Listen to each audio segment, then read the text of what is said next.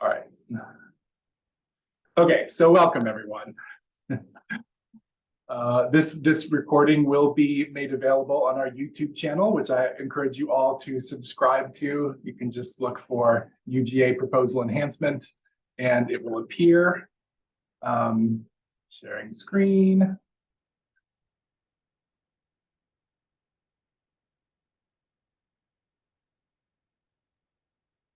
And we're back. Okay, so as I was mentioning, the goal of this is to give you an idea of what's involved in what makes a successful NSF career proposal, so you can decide whether to start now, in which case we encourage you to participate in our peer review program that I'll talk about, or to wait, and then if you're waiting, what you can do to prepare for your future proposal. So talk about some statistics. We'll talk about the program goals for the career program and how to structure a proposal. I want to focus especially for those of you who end up submitting without the help of my office on what a successful education plan might look like. That's often the biggest sticking point for people who are applying. And then I'm going to pitch the peer review program to you, and we'll end with the Q&A. And I think I did the first one of these on Wednesday. So I think we'll have about 45 minutes and then followed by however long y'all want to take asking questions. So by the numbers, this is a graph of the success rates for traditional investigator-initiated projects versus NSF career projects. And you can see that, unsurprisingly, the investigator-initiated projects are a little more successful, but what is surprising is that they're not that much more successful, particularly in some of these directorates. CSE, GEO, and MPS are pretty close in engineering as well. Now that is taking into account that some of these people are very rarely funded on their first career application. So some of these are going to be resubmissions, and your chances greatly go up once you've had the experience of creating the application, writing the whole proposal, getting it all together, and getting hopefully constructive and useful feedback from the review panel that you're then able to leverage into a more successful resubmission. This is the total number of applications that NSF receives. As you can see, engineering far outstrips the other directorates, followed by mathematics and physical sciences, and then the others. And this is just a function of budget and where NSF allocates its resources in terms of directorates. NSF receives something like 40,000 proposals total a year. So this is, only about 3,000 to 4,000 of these are career proposals. Want to emphasize that not everyone applies for a career. It is by no means a mandatory part of your career.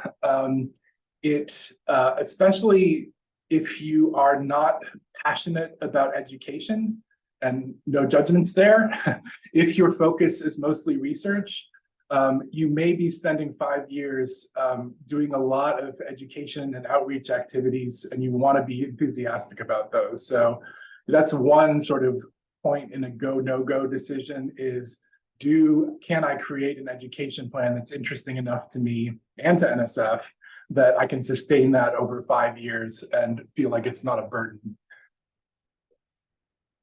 In terms of funding rate, unsurprisingly again, PIs who are funded with existing NSF support are more successful. And again, that's not surprising because obviously you've successfully written NSF proposals. You've gotten your foot in the door, or you've gotten your feet wet, various other foot-related metaphors. Those people are more successful, but then you would expect them to be. So the point here is that you don't have to necessarily apply for a career as your first NSF grant. You can also apply for a smaller grant within the appropriate directorate, and that can be really useful, a useful thing to leverage in your career proposal. And that's another reason why these people who are previously funded are successful, because sometimes they can first of all show that they can manage a grant, they can write a proposal, but also they have a lot of, sometimes in some cases, that first proposal will generate preliminary data for future proposals. then, of course, another thing you should try to do is be a co-PI on an NSF grant, because that's another way of possibly generating some data, understanding the process, collaborating and writing, if that's available to you, is a really good idea. I should stop and say, if anyone has questions as we're going, go ahead and drop them in the chat or raise your hand. Rachel's going to be looking to see if we have any. And I cover a lot of stuff, so your questions may be answered later on in the presentation. And then at the end, we'll have an official question and answer period, but this doesn't need to be a formal thing. So the purpose of the career program, it's a little different than a standard research grant. It seeks to invest in faculty who will be lifetime leaders in integrating education and research, and it is investing in people as the PI, as the product, as well as the producer. So it is not necessarily focused on just a 5-year standalone research project. It's very important to communicate how this proposal will act as a foundation for your future research agenda. So your proposal should kind of end with opening up possible avenues of inquiry for both for you and for other researchers, because that will show the impact on your field. So these are the nuts and bolts of whether you should apply. So you can submit 3 times, and that's not necessarily resubmissions of the same proposal. Any 3 proposals you submit, maybe you submit and then you have a different idea a couple of years later, that still counts against your 3 chances. And again, you know, as you submit and gain that experience, your chances of getting funded will go up substantially. So you should expect that first proposal to be a rejection. And the goal there is to do your very best so that the reviewers have enough to go on that they can offer you constructive feedback. I mean, the gold standard for feedback is getting advice that you can directly apply. You should have talked about this here, that sort of thing. And in order to do that, you have to submit a proposal that excites them enough to want to go into detail about how to help you. You cannot have tenure. And the specifics of that, because NSF and I get a lot of questions about that, are that you must not have tenure at the proposal submission date, which this year is July 27th. And they also don't want you to have tenure before October 1st of that year. So if you are likely to go up for tenure before October 1st of this year, it's too late. But if you're going up for tenure in the spring, there are no prohibitions, even if you get tenure before the award comes in, as long as you have submitted as long as you didn't get tenure before the submission date or before October 1st, then you can receive that award and just be treated the same as people who don't have tenure yet. Of course, important things, you do need to have some preliminary data. So if you are still working on setting up a lab, we basically advise people in their first year, unless there are extraordinary circumstances, and if you're in your first year as an assistant professor, you are going to be probably too busy to do this, because you want to have enough preliminary data to show the feasibility of your project. A publication record that passes muster with reviewers, and of course, NSF proposals are reviewed in all different ways. In general, there is a study section, but some programs, mathematics and physical sciences, for example, do ad hoc reviews, which is kind of a different scenario. So reviewers will have different takes on what a good publication record is, but essentially both the preliminary data and publication record will show your capacity to be able to perform the project. So if you're not quite there yet, then it's not time to apply yet. The other thing that people often don't think about is if you're new to UGA, if you're in a new city, new state, new university, you haven't probably had a chance to forge a lot of connections with potential partners in your outreach and education activities.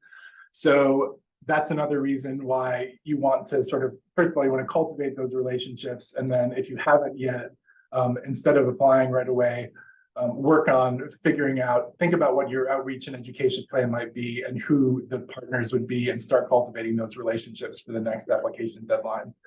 So the take home is, don't apply too early or too late.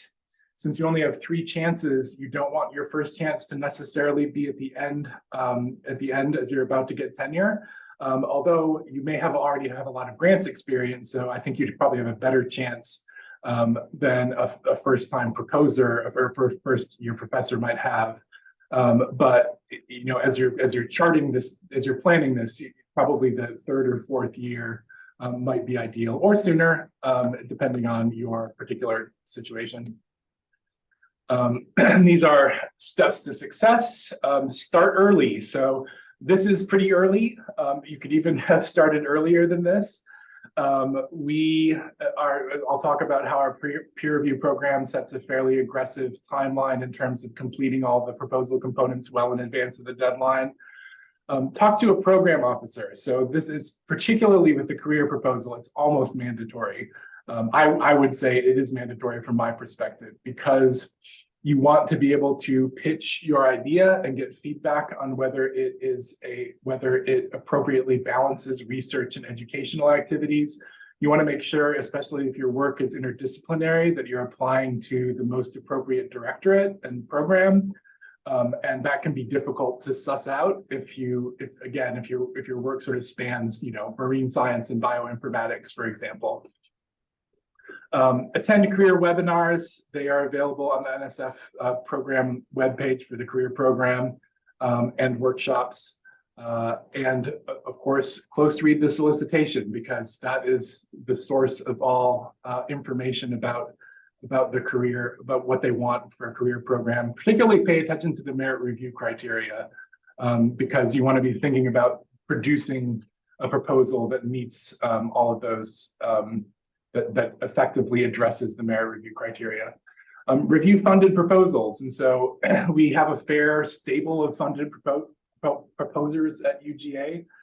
And if you are in the peer review program that our office offers, we have received permission from a number of faculty to share their successful and unsuccessful proposals with future participants in the peer review program. And identify colleagues who will review your proposal. So those can both be peers. Peer review program takes care of that. But also perhaps a mentor or a more senior scientist within your department who is willing to, give you the benefit of their wisdom.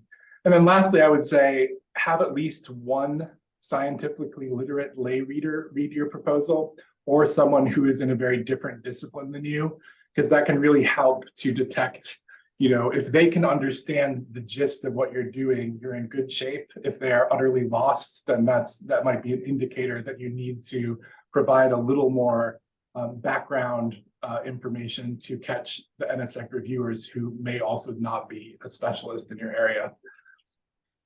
Oops. More steps. So obviously, develop a research plan founded on preliminary data. Develop feasible but impactful outreach activities that reach a specific audience. And specificity is the key in those outreach and education plans, because you want to prove that you've thought through what the potential outcomes would be, and have a way to evaluate, not necessarily formally or dedicating budget to it, but a way to evaluate and assess the success of those education and outreach plans. Be specific for everything, and budget appropriately. So budgeting appropriately does not mean being as cheap as possible. It means making sure that anything in your project description that entails a cost has a budgetary line item or some other way of paying for it that's reflected in the budget, because that's something reviewers often catch, especially with those who don't have a lot of experience writing grants. Is that you're promising a lot of stuff, but how are you going to do it? You haven't allocated enough salary to yourself, protected time to yourself. You don't have a graduate student who can do it for you. You haven't, budgeted enough materials and supplies. Usually that's not the problem, but There's going to be, if you're going to be awarded, there will be a budget negotiation usually. So the important thing about the budget is it's not going to be set in stone, but you want it to be logical and reasonable throughout. So here are the review criteria for NSF careers.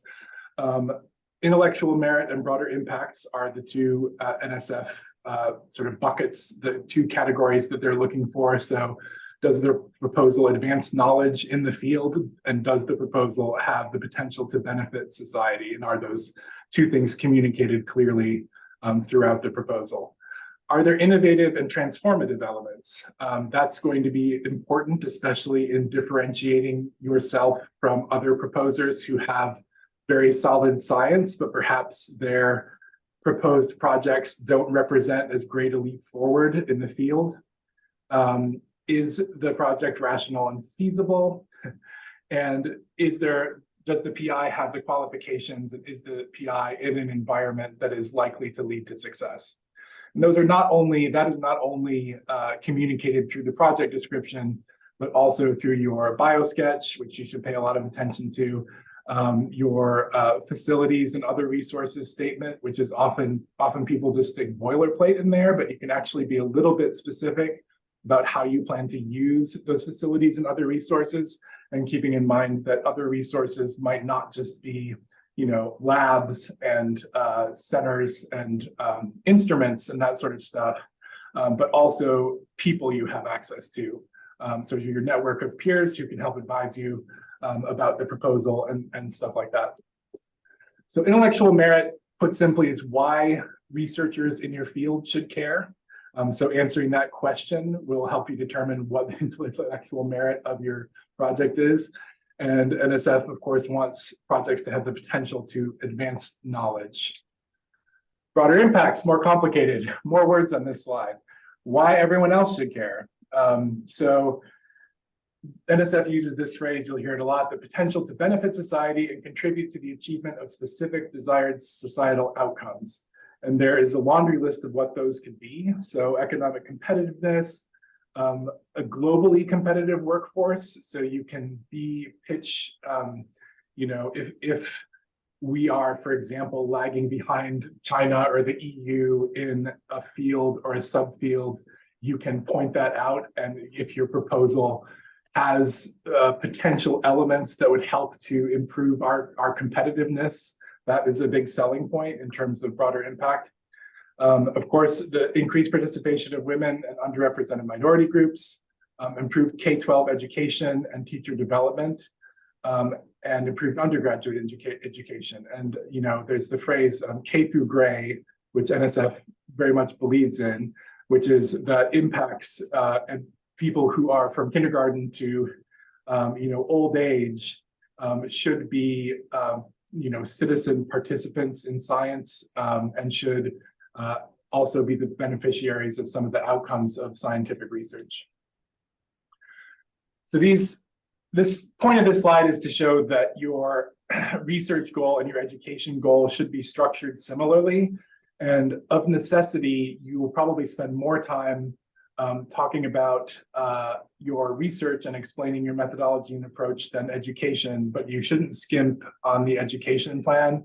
Typically, it's 3 to 4 pages worth of your proposal. Your research goal, the only difference between these two things is that your research goal involves your research question or hypotheses. Your education goal should, in the forefront of your education plan, explain what your goals are so that the reviewer has that context to think about as you describe all the activities, and they can clearly see how all the proposed activities will help you to achieve that goal.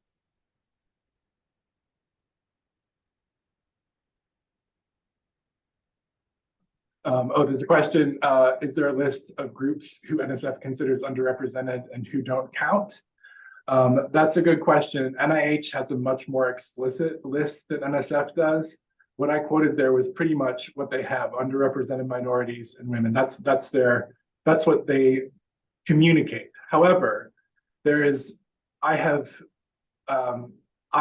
written in received favorable reviews for writing other types of underrepresented groups in, for example, first-generation college students. That's a big one.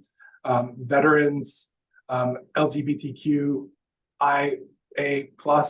people, and showing the facilities is actually also a great place to show that in terms of institutional capacity, that we have mechanisms to support, to recruit, retain, and support all those different types of students who might be considered underrepresented in higher education. So yeah, what I've given you is what I had on that last slide is really the official definition, but I know that NSF considers you can make NSF's favorite thing to say is make an argument for it. So if you, I think that making intentional plans to incorporate those types of students will be favorably received by reviewers. Okay, so the structure of the project description, this is not mandatory, but these things should all be in there somewhere. So typically, the introduction that explains the background, identifying this is a more unique part of career is you need to spend some time not necessarily telling the story of your career from birth to the present, but making it clear how your background has led you to your career goals. And so tell the sort of story of who you are, and again, why NSF should invest in you as a product. You need to identify the significance of the proposed project. So that is the impact that it will have on your field, and why this problem needs to be solved, why there's a critical need to solve it now, why it's timely, that all those sort of standard questions that we ask about research.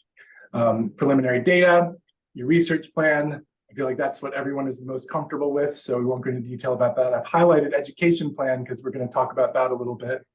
A plan to disseminate, that's more of a focus for NSF than it is for NIH. And you can get creative about how, I mean, not just putting the results of your research on a website, but finding ways to, involve people, involve the public through social media, for example, and not just publishing in journals and presenting at conferences, but finding ways to disseminate more broadly to the scientific community and to society at large. A project timeline, and depending on how much certain elements of your plan depend on others, you may not need to have a super complicated project timeline. You don't need a full Gantt chart with things broken down. But if you have, for example, if your research plan and education plan really feed into each other, it can be useful for reviewers if you can show what the timing of those things are. If you're doing a study, for example, that involves student researchers who are collecting data, that has to happen before you can do stuff with that data. It's obvious, but seeing it visually is helpful. And then the two mandatory sections are results from any prior NSF support, which has a certain format that's in the PAPPG, which I'll say more about in a minute. And you have to have a separate section labeled broader impacts. And sometimes that's a component of your outreach and education plan, or it could be a separate section within the proposal.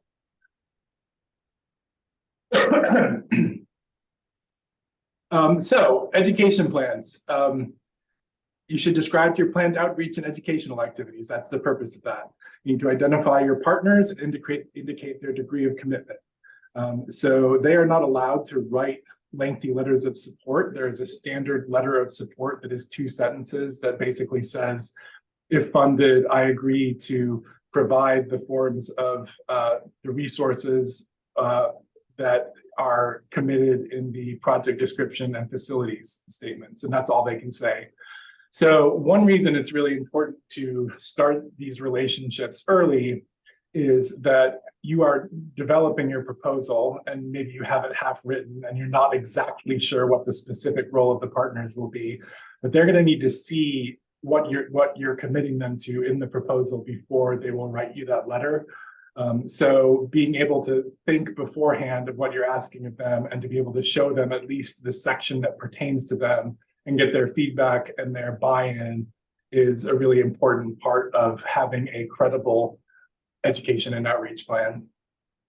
Provide the rationale, Just like for your research, there needs to be a rationale for why you're doing these activities. It can't just be because they're cool, although ideally they are cool. And you'll see that the ones I'm going to show you are cool, I think. The target audiences, the anticipated outcomes, and the relevance to the research for each activity. So, just because you are in a certain discipline and the topic of outreach is in that discipline, if it doesn't connect to your research, that's not going to be favorably reviewed. And provide sufficient detail throughout that plan to show reviewers you can accomplish the activities you described. And wanted to mention this. So NSF has 2 programs, research experiences for undergraduates and research experiences for teachers. And you can build a budget into your career proposal for those as part of your education and outreach plan. You can also you can also submit supplemental proposals for funding that relate to your proposal at a later stage. So there are 3 things you can do there. You can write it right into the proposal that you submit. You can describe plans you might have later on, or you could just not say anything, but keep in mind that during the course of the project period, you can submit supplemental proposals for those populations. And then finally, don't overcommit. This is probably the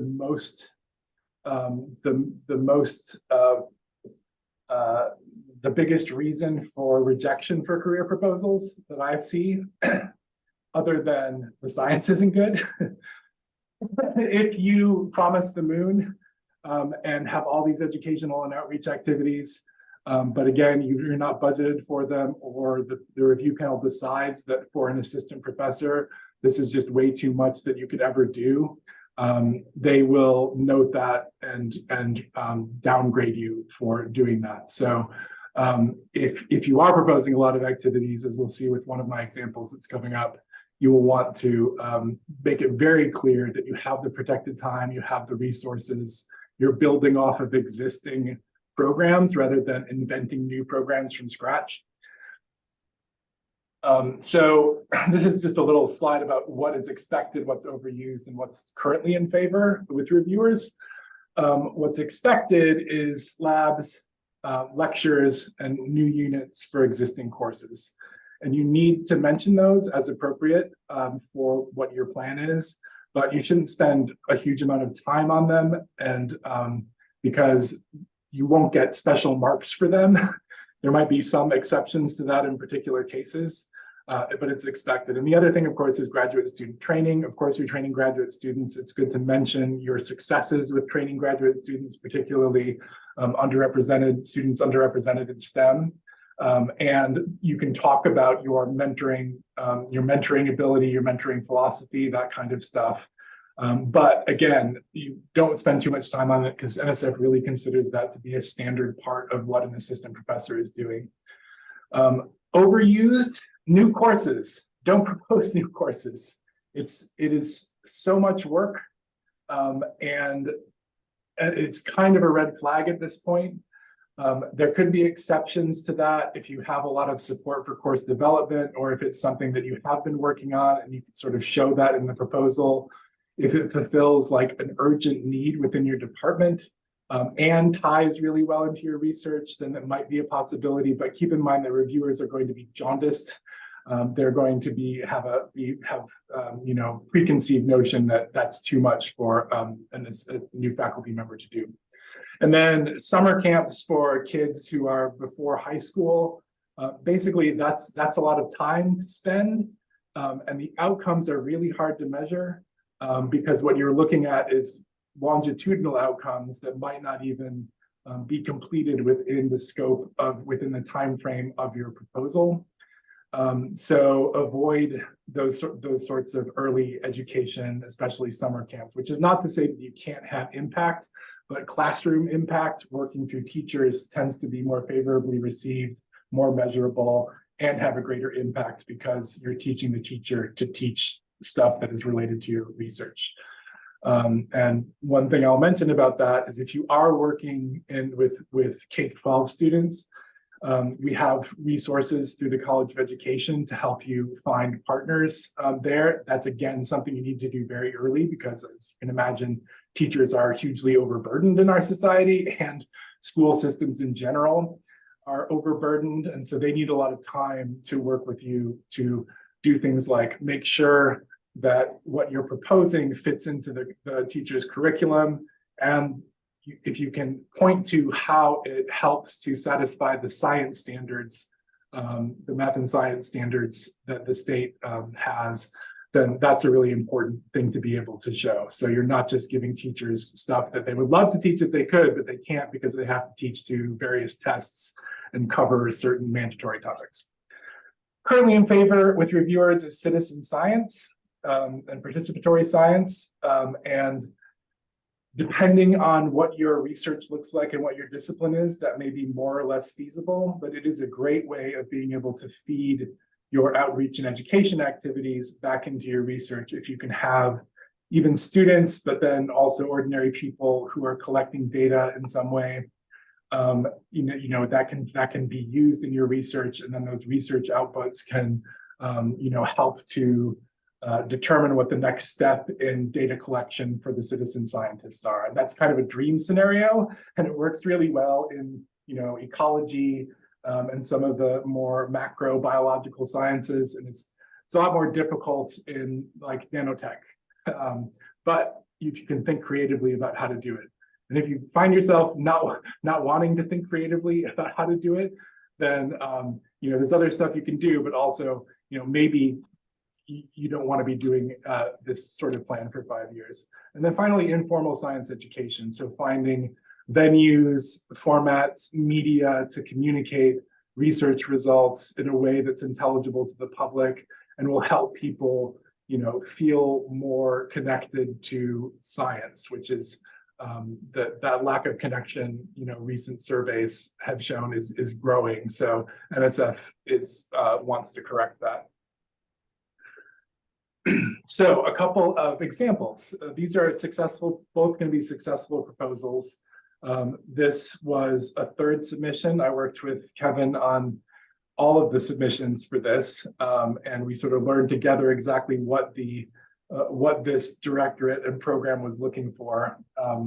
So his proposal was experimental manipulation of host microbe associations to reveal key features promoting symbiosis, which is a very nice and clear title that's intelligible to a non-expert. And I don't realize there's too much text on these slides, but I wanted to illustrate how addressing NSF's desired societal outcomes directly at the beginning of your education plan helps to show that you understand and you've thought about what NSF wants, and you're trying to match up your education plan to those desiderata. So he wanted to focus on opportunities for high school teachers and students. Didn't try to do this from scratch. He leveraged something called the Georgia Internship for Teachers program, which has both parallel summer-long internships for teachers and summer-long internships for students. So having impact at both of those levels and leveraging an existing program to prove that this is going to be feasible, I think are what sort of helped push this proposal over the edge. Also, he's developing a board game based on insect microbe symbioses, which I volunteered to play this for him. But that's a great example of informal science education that can reach an audience at a wide variety of ages, probably 8 to elderly. Okay. Holly Bick, so she's one of the rare people who got funded on her first try. And I don't know how much credit I can take for that. She gave me some, it's probably too much. But her proposal is characterizing the phylogenetic lineages and genomic factors enabling adaptation in free-living marine nematodes. Again, a pretty nicely intelligible title. And she did propose a lot of activities. Her work is at the intersection of marine science and bioinformatics. So she's definitely someone who talked to at least one program officer to make sure that she was submitting to the right program. But so her education plan really focuses on a gap that she identified in understanding computer programming and bioinformatics and big data in undergraduate and graduate students. So these are that, just as you identify the gap in knowledge that your research is going to address, she identified a gap in knowledge or gap in programming broadly, not computer programming, that's unfortunate choice of words, but programming that available to students to teach them these sort of foundational skills. So she proposed foundational coding workshops. Again, she had a previous existing relationship with this organization called the Carpentries, and she's a certified instructor. So right away, reviewers are going to realize that she has experience at this and she has resources that she can draw on. She's not trying to create something from scratch. Creating a community of practice around bioinformatics, training student learners to teach coding. And that's, they say that 50% of you retain 50% of what you teach to others. So that there are a lot of sort of collateral benefits of that kind of thing. So they learn how to teach, they retain more knowledge, and they learn those sort of soft skills that you gain from teaching, which are another big focus for NSF. And it had a clear goal. So this measurable outcome is, is how many undergraduate and graduate students graduate to be able to run their own Carpentries foundational workshops. And then organizing summer hackathons for telling stories through data. And I'm imagining, I don't know how much work that entails, but it feels like it is, it's not so much that you're committing your entire summer to doing that and creating skepticism in the reviewers. Okay, so that's just sort of an outline of what can be a successful education plan. Now I want to pitch you our career program. So this is the backbone of it. We get as many people as we can to participate. In the past, it's been 12, 13, 14 people. The more people we have, the more, the easier it will be to divide you into groups roughly according to your discipline. And I say roughly, and this is a really important point, the point of this is not to provide detailed scientific feedback on methodology, approach, experimental methods, that kind of stuff. Because, with 15 people scattered across all the STEM disciplines of the university, we just aren't going to have, you're unlikely to have another specialist in your exact field reviewing your project description. However, what we do focus on is all the other stuff. So are you making a convincing argument for funding? Is it clear what your deliverables and objectives are, what the outcomes will be, what the impact on the field will be? Do you have convincing broader impacts? Is your education and outreach plan feasible? Does your proposal convey the degree of innovation and novelty that NSF is looking for? Those are all things that I can find, and I don't even have a science degree. So participants in the program, you should be able to, help identify those as well for your colleagues. So you read 2 of your colleagues' project descriptions and receive their feedback from 2 people on your project description. The other benefit of that is that you get to see what other people are doing. So that can be really helpful in terms of sparking sort of a creative approach to your own project. So there's a revision period, and then at the end of revision, you are guaranteed to receive support from our office. We have expertise in career proposals, and we will edit, provide feedback, ask questions, evaluate those same sorts of things, and help you polish the proposal so that it is to improve its chances for success. We will also, and this is true, we will always help anybody with the resubmission because it's really helpful for us for you to have the proposal written and to have that reviewer feedback that we can help you interpret and strategize about how to deploy in your next submission. And yeah, I sort of made that point twice.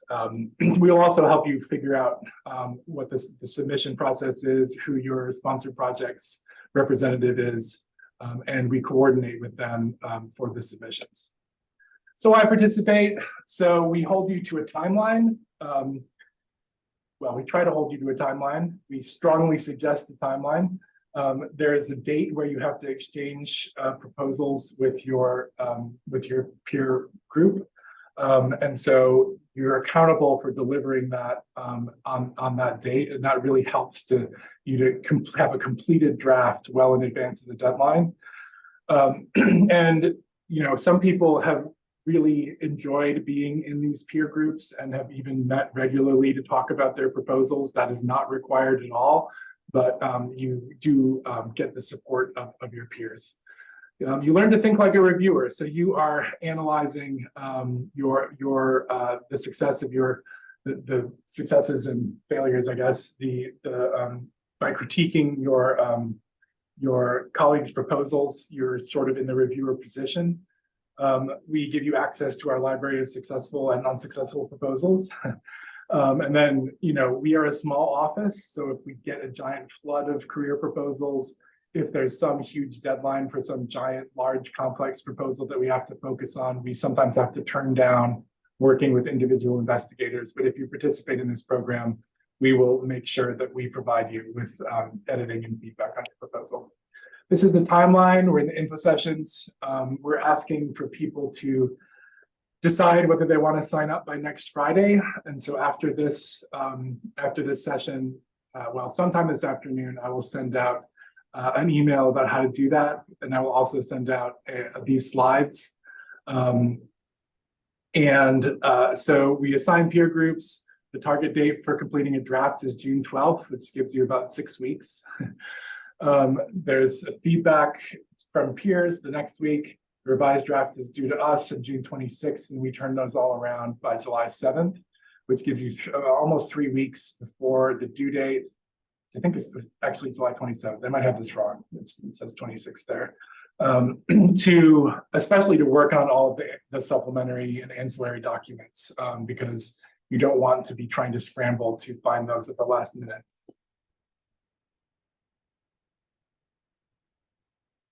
So the peer review sessions, it's not an in-person thing. You exchange by email. You're welcome to be in person if you want. Two of the last 3 years have been COVID, so people were definitely not meeting in person. But most of the communication takes place over email. Okay, so this is a slide I just added, which is why its formatting leaves a little bit to be desired. So what if you decide to apply next year? So what can you do to prepare yourself for that? So one thing you should do is volunteer to be a reviewer. I'm not sure why that B is capitalized. But volunteer to be a reviewer. NSF is, not to put you fine a point on it, desperate for reviewers. So even if you haven't successfully gotten an NSF grant, you may your expertise can be valued, and they will hire you on to review proposals. There's no better way to learn how the system works and what makes a proposal compelling.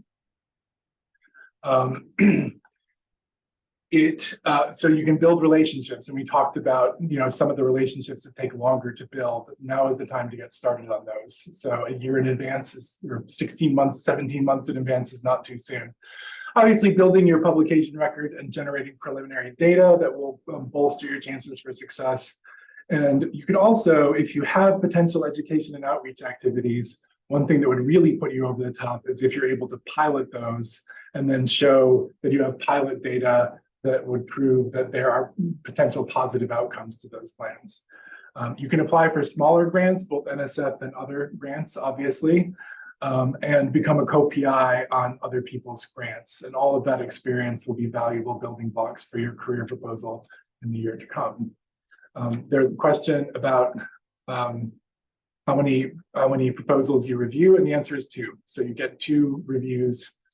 Generally, we try to put people in 3 groups. Obviously, it has to be 3 or 4 because of how numbers work. So typically, you'll never read more than 2 proposals, and you'll always get 2 feedback from 2 people. So here are some resources. There's a link to the career program page, which has FAQs, the previous webinar. There hasn't been a new one for this year yet, but there will be, I'd imagine. The directorate contacts, a link to the PAPPG. I didn't say enough about that. That's the policies, sorry. It's the Proposal and Award Policies and Procedures Guide. They actually call it the PAPG at NSF. And that is the backstop for everything that's required in a proposal. So assume that everything in the PAPPG is gospel unless the solicitation tells you something different. In that case, the solicitation takes precedence. NSF's 10 big ideas. So in 2017, NSF had a big conference to talk about what the biggest emerging ideas in science and technology are, and they're available here. It can be a real advantage if you can link your proposal explicitly to one of NSF's 10 big ideas. If you can't, that's fine too, but if you take a look at those and see if you can think of a way to connect your research to them in a way that's credible in the proposal, because they really like to see that you are leveraging other NSF work. Here's a link to our website. We have templates for most of the proposal components. We have a checklist and timeline that you can adapt for your proposal. And we also have things like boilerplate for centers and institutes and various other facilities at UGA. Although again, I would recommend not just sticking that boilerplate into your facility statement willy-nilly, but when you can, having a sentence that sort of emphasizes the parts of that resource that you would be using in your project, or possibly how you'll be using it. Although making sure that you're not, doesn't look like you're trying to circumvent the page limit by writing project description stuff in your facility statement. And then finally, SPA, Sponsored Projects Administration, has frequently used information like for the especially budgetary type information, entity identifier informations, and SPA folks or your local DLSA or grants coordinator can answer your questions about systems and submission and questions sort of related to the logistics of the proposal process. Okay, so we have, so I can't tell what time it is, but I think we have a few minutes for questions.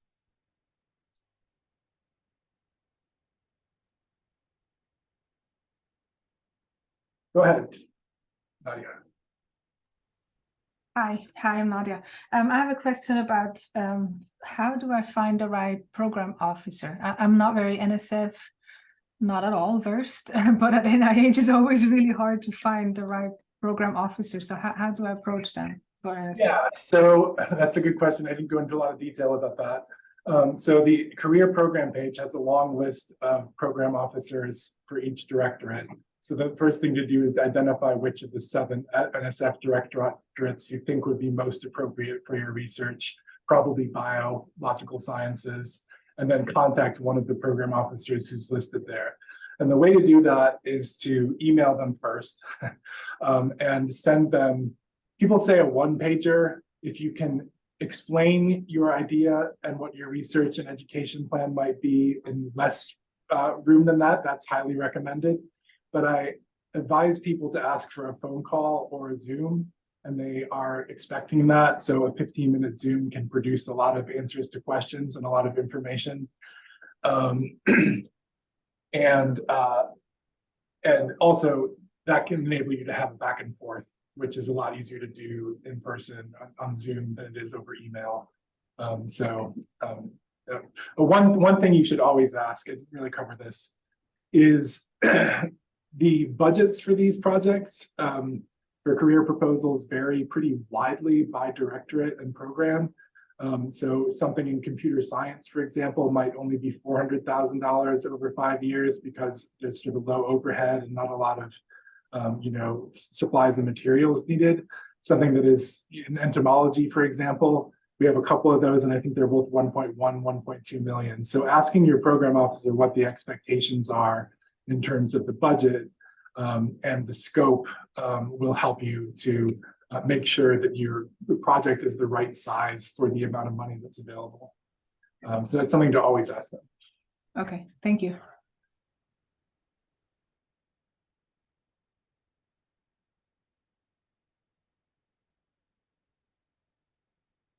Other questions?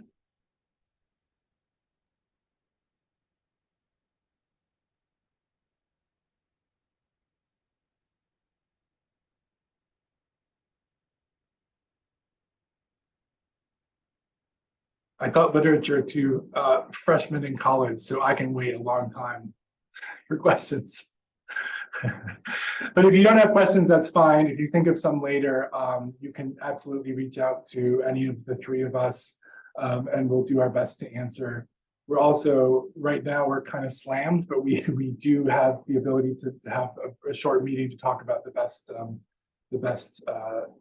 strategies for submission. Charlotte is asking for the facilities and other resources. Can it be outside of UGA and other institutions? The answer is certainly yes. Obviously, you want to make sure that you have an existing relationship with that organization. You would get a letter of commitment from them, which again would just be this form letter that points to your project description and what their role and what forms of support they would provide. But as long as you can convince reviewers that you are able to do that.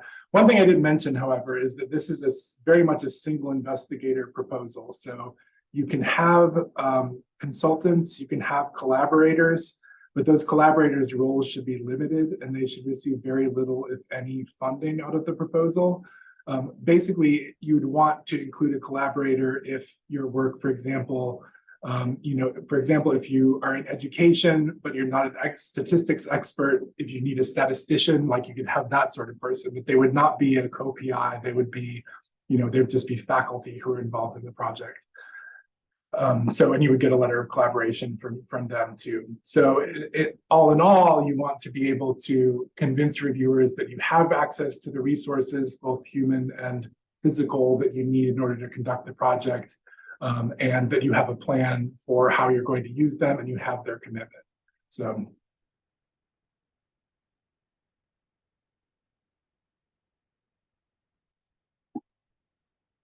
Other questions? We're starting to drop off. I deserve credit for letting you have time, passing time, as they used to call it in high school, to get to your next class. You're welcome, Vladimir. All right, well, thank you for attending. I will send out a follow-up email to everybody who signed up for these sessions, and I hope that those of you who are planning on submitting this year will participate in our peer review program, because the more people participate, the more successful it is, and the more the rising tide will lift all of your boats. So thanks, everyone.